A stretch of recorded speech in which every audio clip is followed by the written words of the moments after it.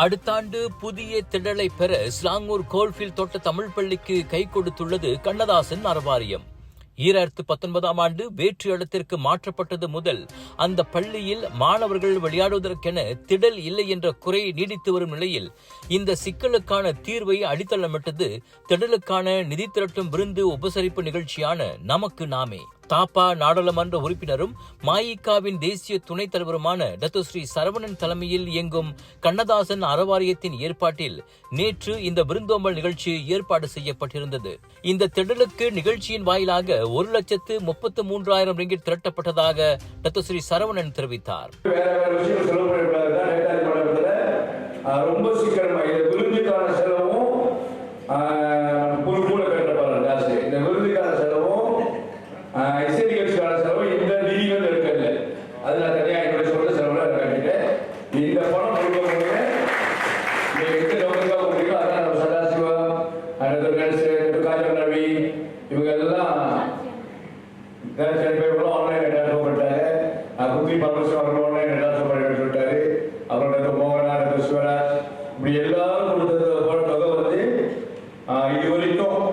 வந்திருக்கிற தொகை வந்து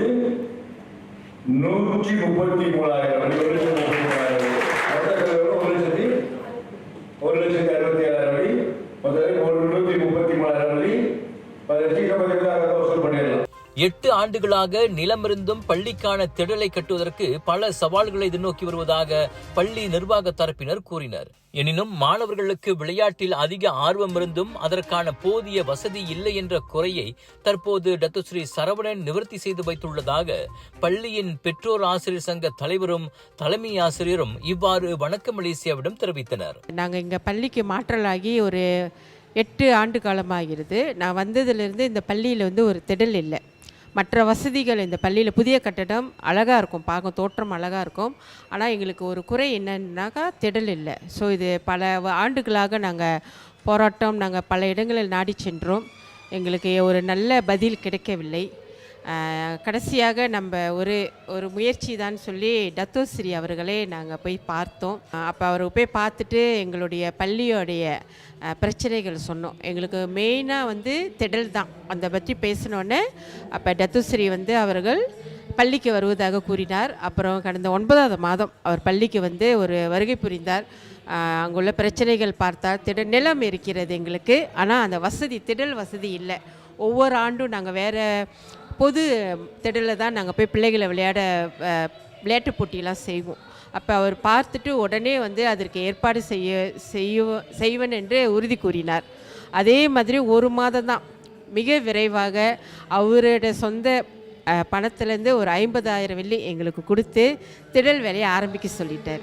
இந்த திடல் இல்லாமல் இருப்பது பெரிய சிக்கலாக இருந்தது. மாணவர்கள் பொதுவாக தமிழ் பள்ளியில் எல்லாரும் சொல்வோம், உடலணி உறுதி செய், ஓடி விளையாடு பாப்பா என்று.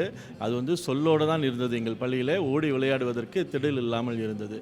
இந்த 4 வருட காலத்திலே நாங்களும் இதற்கு முன்னால் இருந்த பெற்றோர் ஆசிரியர் சங்கமும் கூட பல முயற்சிகள் எடுத்தும் இந்த பள்ளியில் ஒரு திடல் வராமல் இருந்தது.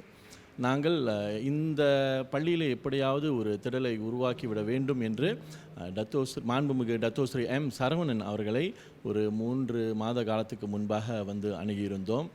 நாங்கள் இந்த சிக்கலை அவரிடத்தில் சொன்னவுடன் அதை கேட்டு உடனடியாக எங்கள் பள்ளிக்கு எங்கள் பள்ளியை பார்த்து இந்த பள்ளியிலே நிச்சயமாக ஒரு திடல் வருவதற்கு எல்லா வகையிலும் உதவி செய்வதாக சொன்னார்.